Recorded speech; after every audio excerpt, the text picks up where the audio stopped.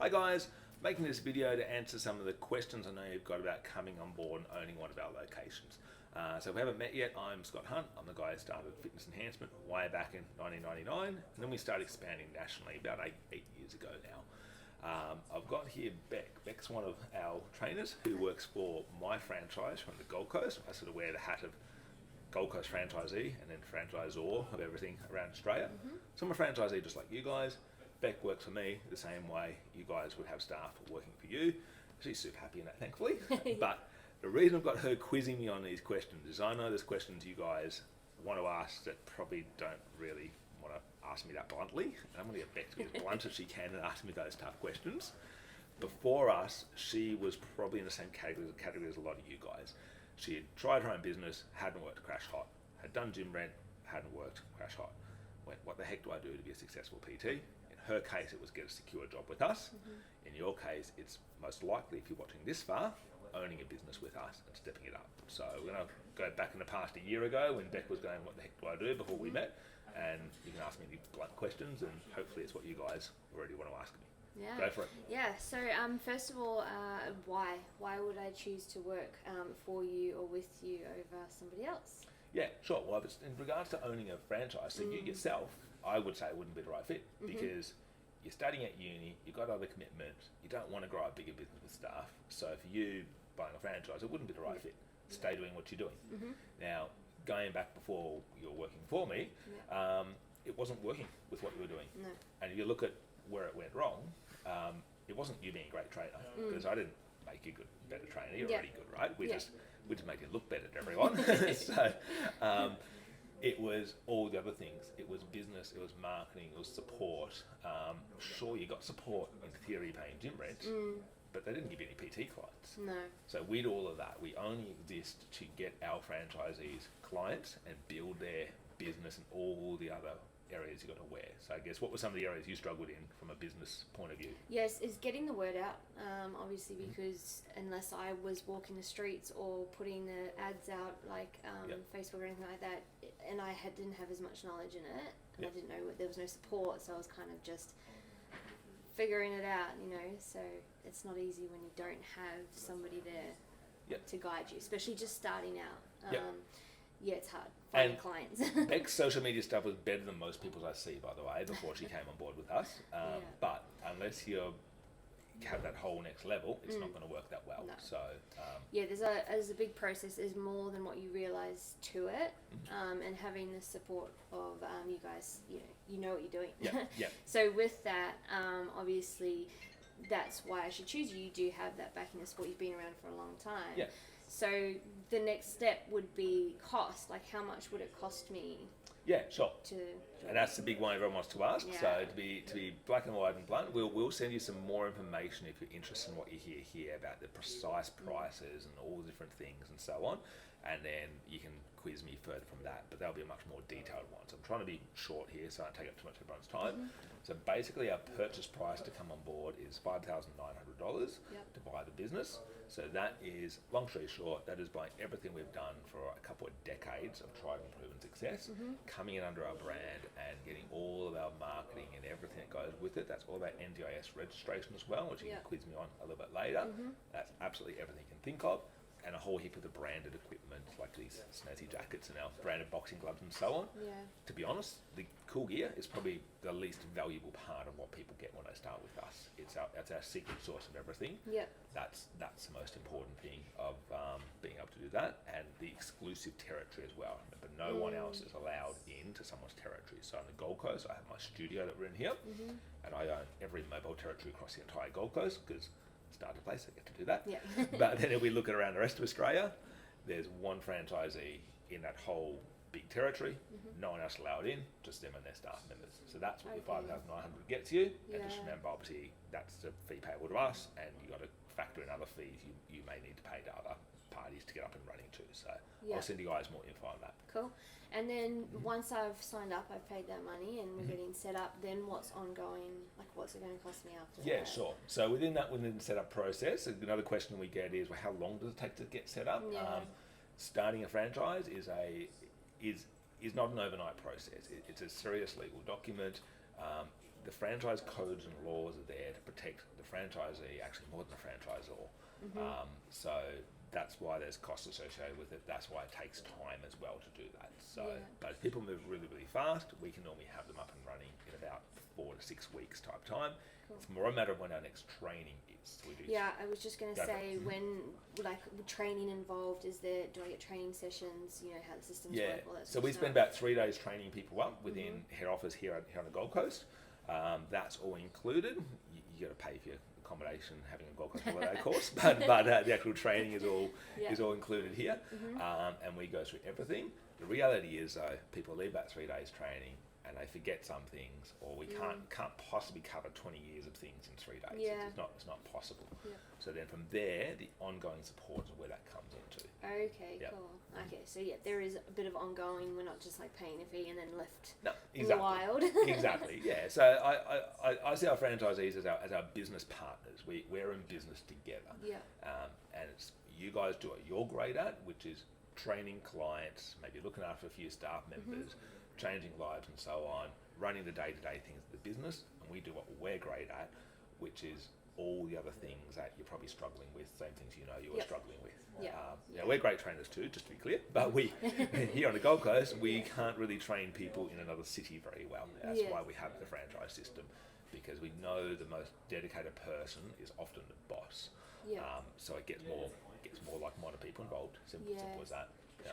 And so ongoing. Ongoing costs, fees. Sure. So we've got basically 2 ongoing costs. We've got a fixed fee and then a variable fee. Our fixed fee is $199 per week.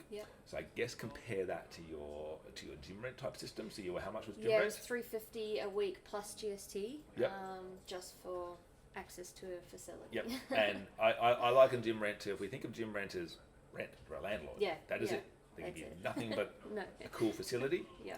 That's it. There's no support. Now, you're a mobile PT for us now.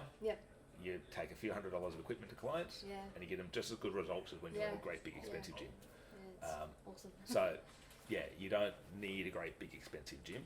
You need support and marketing and help and being given clients. So that $199 fee covers a lot of those things that we do within that. It doesn't cover everything we do. We then have a variable franchise fee. It's made up of a few different things that you'll see when I send the information through more, but overarching is basically 10% of turnover. So you're basically paying 10% of turnover ongoing of what you turn over with the client, and that's the fee payable to us. Now, it's pretty transparent, I think, because we're very motivated to get your turnover as high as possible. And I think any system out there go, well, how do the people at the top make their money? If it's from a percentage of turnover, they're probably very motivated to get you more turnover. If it's a fixed fee, gym rent, for example, there's no motivation to, from a purely selfish point of view, there's no motivation. What there is motivation to do, though, is to take on more trainers to compete against you. We have exclusive territories, so we cannot do that even if we wanted to. And we've got a variable franchise fee, so it means, our motivation is just the highest turnover, regardless of the number of people doing that. And is that capped, or does it keep going up? As income goes up, is there a structure to the price? Yes, we do cap it actually. We actually brought that in recently because obviously people are doing really, really well. Funny enough, the people doing the best, we need to give the least amount of help to probably because they're doing the best.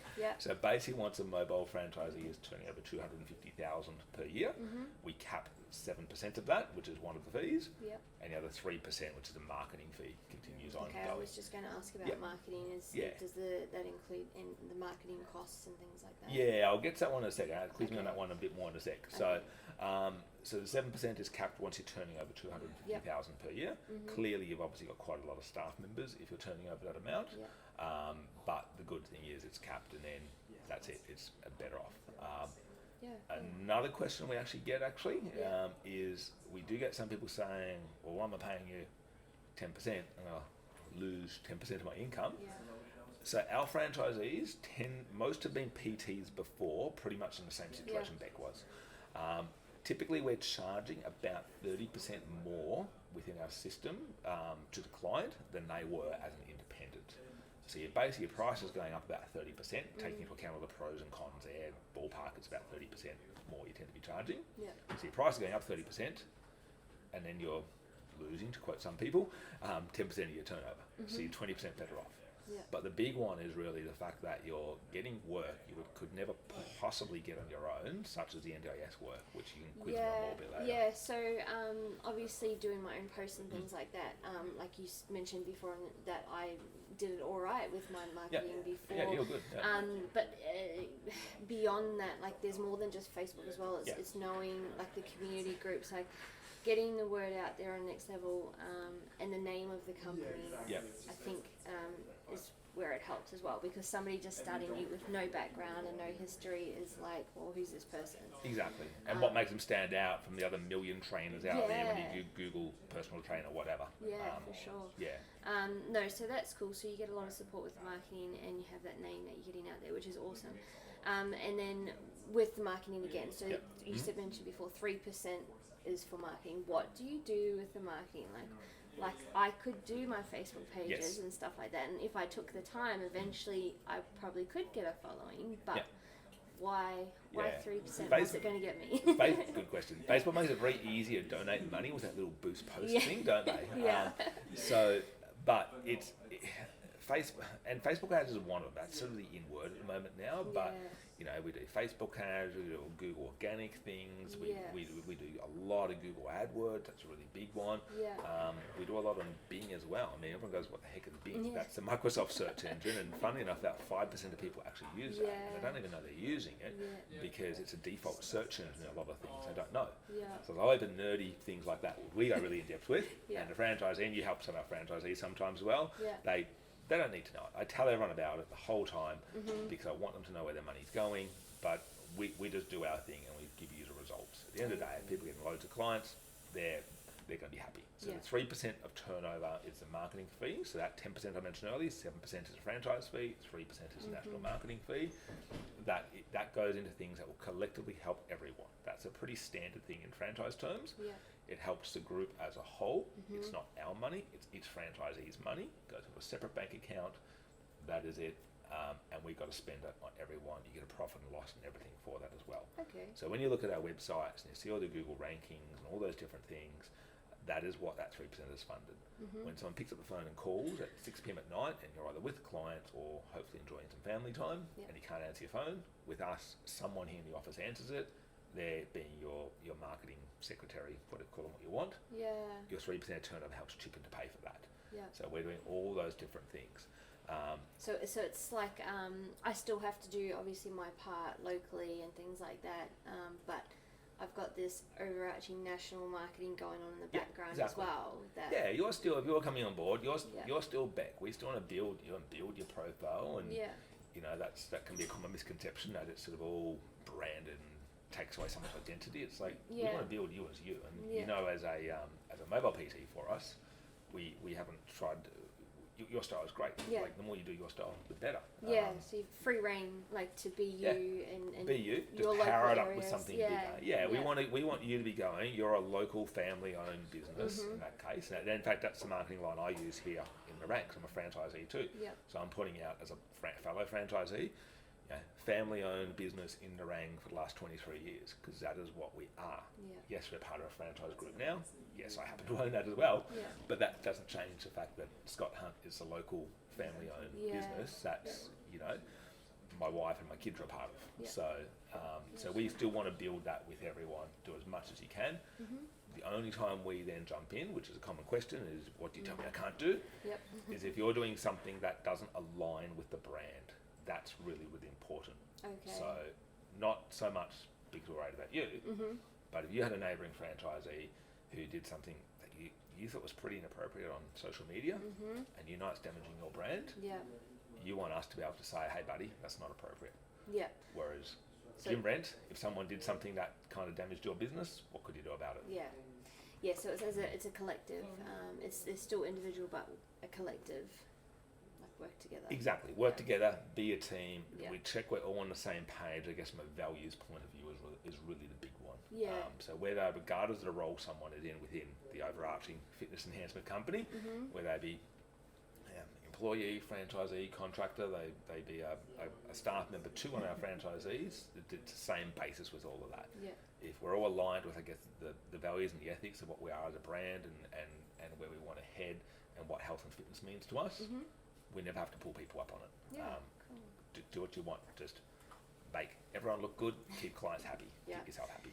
And just a quick question, like with creating content and stuff like that, obviously we can create them, but is there like as a whole fitness enhancement, fit your ability, Yep. things that we can utilize and have access to share as well? Yeah, so we have, the best thing for you guys is go to our social media page, the fitness enhancement one and the fit your ability one. We've branded them separate from a strategic point of view, but they're the one company. It's just from a marketing point of view, it's better to have it as two brands. All that's yours. We give you huge files of all the videos, everything. You can just copy and paste the things we've done, or you can use it to sort of rewrite your own post. Yeah. Up to you. You can share ours around. The more you do, the better, and then that all sort of ties back into everything else. It's Yeah. got to be many links in the chain working well to Yeah. get lots of clients. Yeah, awesome. And so then that's the fitness enhancement sort of main structure, and then fit your ability is Yep. obviously the NDIS side of it. Yep. What involves with that? What do I need to do? How do I become part of that? Is there an extra cost for that? Yeah. So fit your ability, just to backtrack a little bit. 4 years ago or something now, when NDIS came out to Queensland, we became NDIS registered. I've tried many things over the last couple of decades to grow the business. Clearly, I've done all right, Yeah. but not everything's worked well. Yeah. And it was just another thing. We went, oh, this is cool. Let's add this onto business. And it's just blowing everything out of the water and being the most successful thing we've ever added onto the business. Cool. So, and how many of your, half your clients Yeah, are probably NDIS? Yeah. Yep. Exactly. And That's they're probably your favourite clients, Yeah. right? Yeah, they are. Yep. Really. So, and in parks, they often train at the quiet times of day. Yeah. So that Yes. helps too. Good hours. So that's honestly what it was to begin with, and it's become its own entity, really. And from a legal perspective, you have one franchise agreement, you're buying one brand, but it would just made sense for us to give that to our franchisees for free, because that's just what we've always done. My loyalty is to anyone building their local territory. Yeah, That is okay. it. So now that's become a whole extra big thing. We've gotten registered for other different line items and different things like that. Yeah. We still include that for free. Okay. So there's no extra cost. No. So Okay. there's obviously that and again, back to the variable franchise fee. Yeah. Well, hey, you're going to turn over a lot more money because of it. Well, you're going to pay a lot more money to us from a blunt point of view. Yeah. So that's where the extra bit comes in. Yeah. But you're charging really good rates with NDIS. It's all structured with all the paperwork.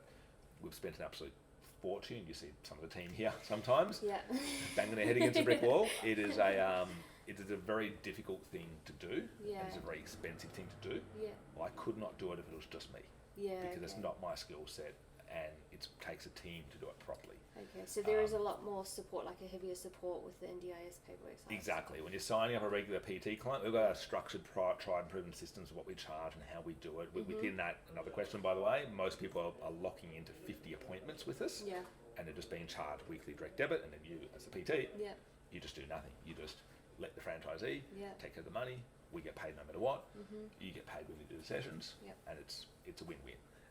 It's a unique process we have that we teach everyone, but it's compared to NDIS, it's simple. Yeah. NDIS is a hard bit, so we're very hands-on with that. We Okay. incur a big cost with that. Yeah. That's all included. That's why you pay franchise fees, is to get all of that.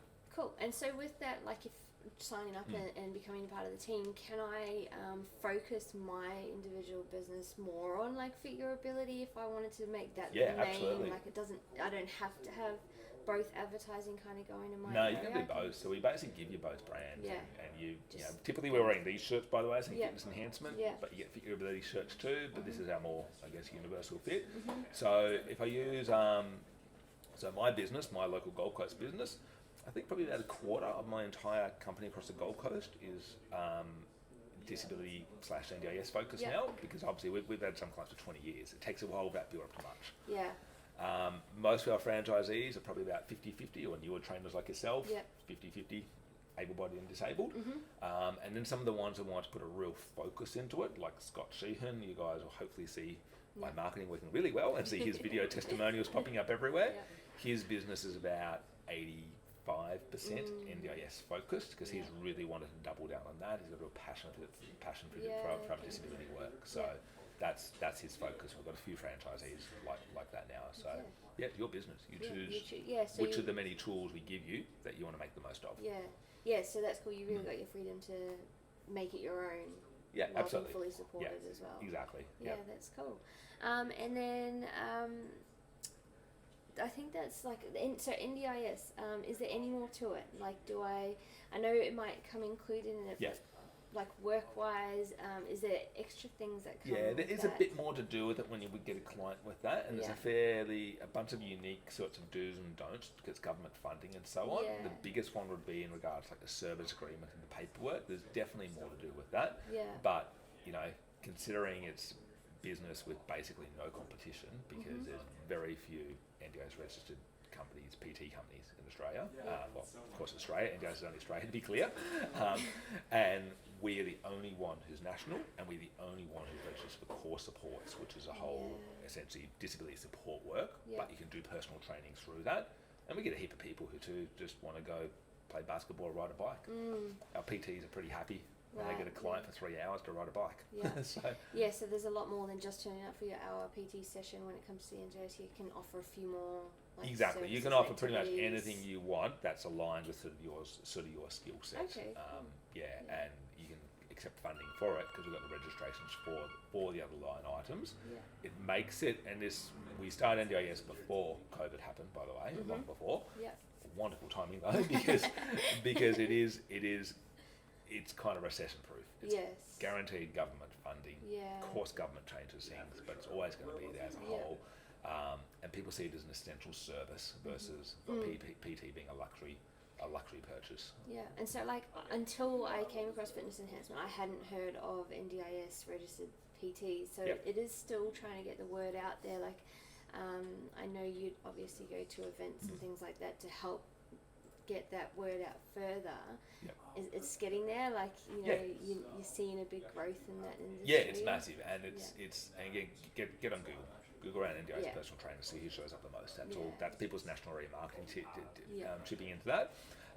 And then we do expos and all different things. We've got relationships with plan coordinators and plan managers and so on. So it's a with huge that, thing. just the expo. So if I was in a different area to Gold Coast and there was an expo, do you have material like objects that I can use, like display? Yeah, good question. Yeah, so that's when we sort of tie in. So you've got from a marketing point of view, you've got your national marketing, it's the 3%. Yeah. That will again pay for anything that collectively helps everyone. So with the expo material we had made for that, that's ours. It stays at head office, and then when another franchisee needs it, we give them that for free to borrow it. And then if you should still be doing your own local area marketing. So whether it be social media or networking or whatever, you will be doing your local area marketing. You can choose to spend money on that, either separate to us or with us. It's your choice how you do that. We just say, check it with us first so you don't waste money. So a disability expo is a perfect example. The difference is what you'd be doing. Let's say you're in Sydney, you would then be going to all the neighbouring franchisees. Hey, let's all chip in for the expo. Let's each pay 10% each, or however many franchisees are involved. And you're each paying a tenth each, but you're getting the full benefit of it. And then we're providing all the materials already made for you. So you're getting to do it next to nothing versus being an independent person, and you're getting the full benefit of it too. Because the reality is, if you're promoting, Sue, one of our franchisees in Bondi, if she's promoting herself at an NDIS expo, it's only a small amount of people are going to be near Bondi who want to train with her. It's a complete waste of time and money to promote yourself to people who are more than half an hour away. So you get that shared collective thing of being a team, but no competition because you're far enough away from each other for that. Yeah, that sounds awesome. And so is there anything, when you sign up, obviously you pay your ongoing fees and things like that.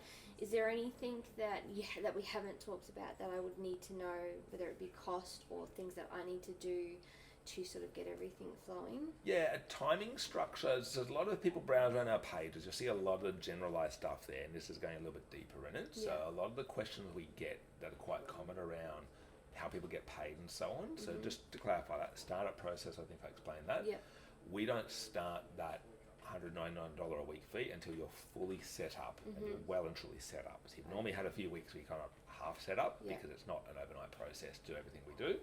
So there's like a grace period. Exactly. When we're like, we've done everything on our part, that's when that fee starts. And then it's ongoing. And obviously there's like communication. So like if there's little hurdles or whatever, we can talk with each other. If, Yeah, absolutely. like, yeah. I know being in the gym world, if there was any sort of life event going on, I could always talk to them and see like I'm struggling this week, you know, is it the same sort of like teamwork in that? Yeah, you know, absolutely. open So communication? everyone should feel that support is there for them. So Yeah, the support we give, if you've done Gym Ready before, that's the most common Yeah. way to be involved in another business. Yeah.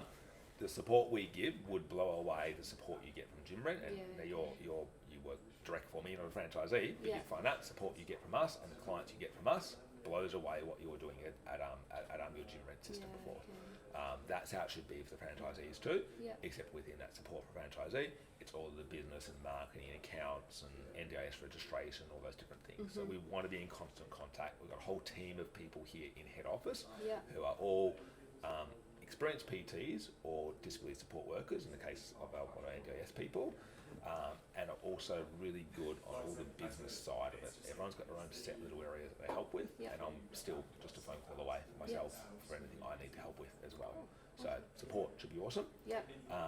Yeah, the fee one, that's what we're touching on. So the way fees are paid, that's another common question we get. So basically we charge people the weekly fees is an ongoing weekly payment. Yep. That actually halves if you stay with us for more than 5 years as well. So Oh, it drops okay, from cool. $199 to $99 if you stay with us for more than 5 years. Yeah. And then the percentage of turnover, we actually charge on the 20th of the month for the previous month. Okay. So if you take income from a client on, let's say, the 10th of the month, you're not paying for that, your percentage of fees, until the end of the following month, the 20th. Okay. So a month and 10 days later, basically, Yeah. you're paying your franchise fees on that. Okay. You collect the money direct, it goes direct to you. It's your business, you've got our own direct debit system we set up for you, it goes direct to you because it's your business. Sometimes with NDIS, depending on the plan management system, Yeah. legally it has to go to us, and then we pay it to you, and we settle everything on the 20th of the month, basically. Okay. Yeah. So you'll get paid long before you pay us. You'll also get paid before you have to pay your staff members as well. Okay. That's a really big cash flow one I think any small business can struggle with sometimes. Yeah, for sure, definitely. All right, I can't think of any other questions. No, I think that covers I it, really. think got Yeah. everything. Yeah, I'm sold. Alright, so for you guys, that's easy. So for you guys, honestly, if there's something we missed there that's not covered, just hit us up. Don't, we're very transparent with it. The last thing we want, and when I interviewed you for this role as well, Yeah. same deal. The last thing we want is someone a few months in going, that's not what I thought it was. Yeah. Because that's horrible for everyone, basically. So quiz us on the tough questions, ask those tough questions, and go from there, and hopefully answer some questions in person soon. See ya. Yeah. Thanks.